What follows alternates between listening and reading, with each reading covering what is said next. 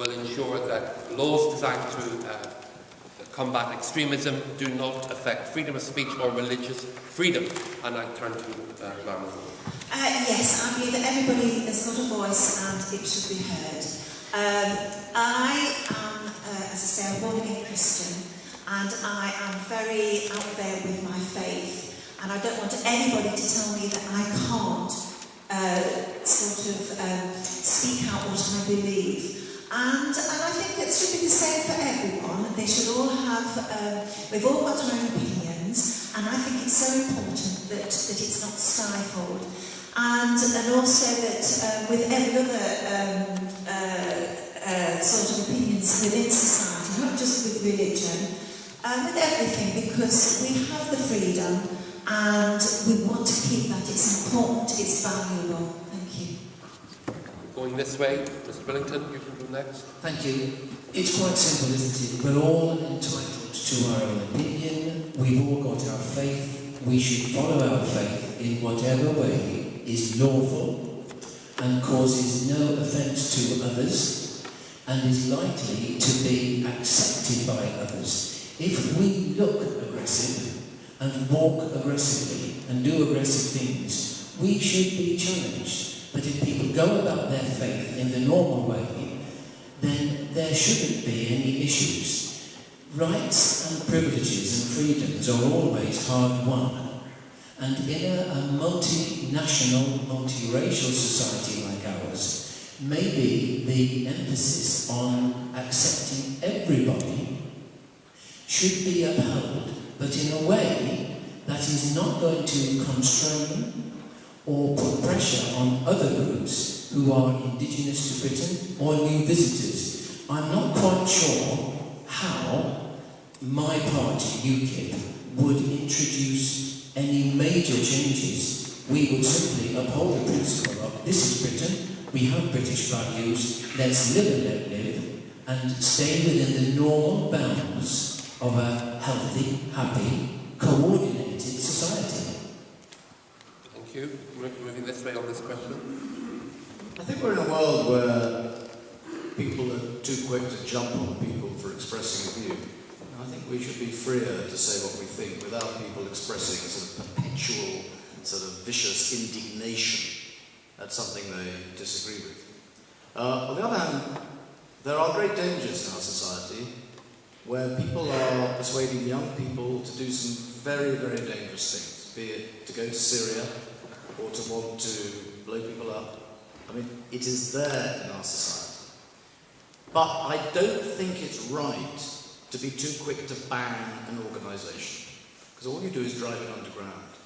And it's much better we know what's going on, and if they break the law, prosecute them, or if we can see something going wrong, particularly with the younger people, get them quickly and try and turn around their thoughts. So it's a very, very difficult issue, but simple banning and universal, widespread condemnation of whole communities only serves to alienate them, and I think that we have a problem in this country not sufficiently doing our own bit to integrate 3 million Muslims into our country.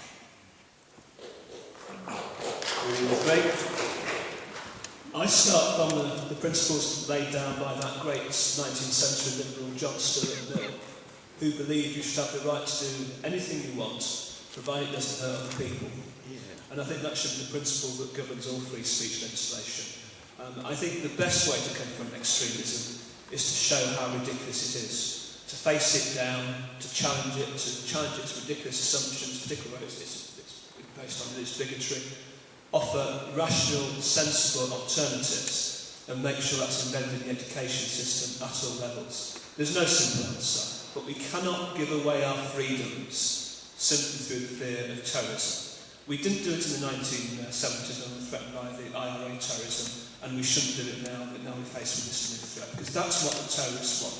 They wanted us to tear up our liberal constitution and give it to them, and I'm not prepared to do that. You spoke about religious bigotry. Who decides what's religious bigotry and what's sincerely held view?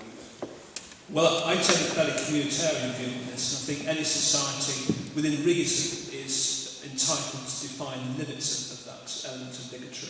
I think it's very hard, and clearly the views in different countries will be different on this issue. But I think there is a common sense view that if you are actually attacking someone violently and doing so in a way that encourages violence against that person by other individuals, then that has stepped on beyond what is reasonably acceptable. Thank you. Alistair? I would in part echo what James has just said. Anyone who is involved in violence, be it the violent act itself or planning a violent act or supporting it or financing it, is a criminal and should be dealt by the criminal justice system that we have. Outside of that, I don't believe it should be a crime to be a member of a group. It shouldn't certainly be outlawed to have certain beliefs. We don't want to live in George Orwell's version of 1984. There are problems when we have members of Parliament who are spied upon by the security services. There are problems when we have our security services trawling through all of your emails, catching them all, every email you send is recorded. That is a breach of our civil liberties, and we have serious problems in this country along those lines. We need a clear definition of a data commissioner that looks into these problems, that takes it outside of government control and draws up a clear consensus that, yes, you may be the security services, but you do not have a right to snoop on private citizens.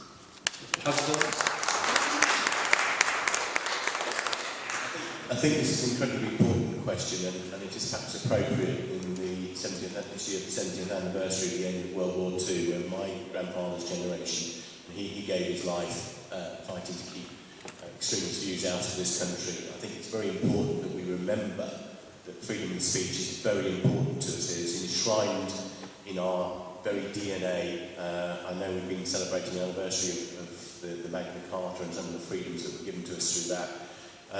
The Westminster style democracy is very important throughout the world, and enshrined into that is the ability to speak your mind without, as James is referring, giving offence to anybody.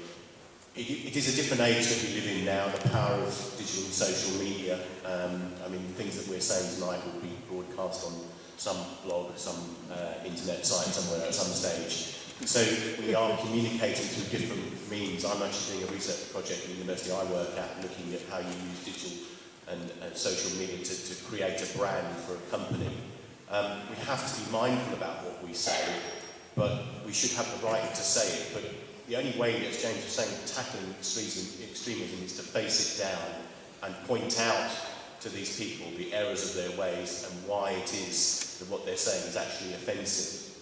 I think trying to legislate to restrict the power of extremism is very tricky, very difficult, because when you have one piece of legislation, it can actually counteract the effect that you're trying to achieve in the first place by actually limiting other people who have a perfectly valid opinion that's not offensive. So I think it's very important that we do keep an eye on our laws and make sure it is enshrined with freedom of speech.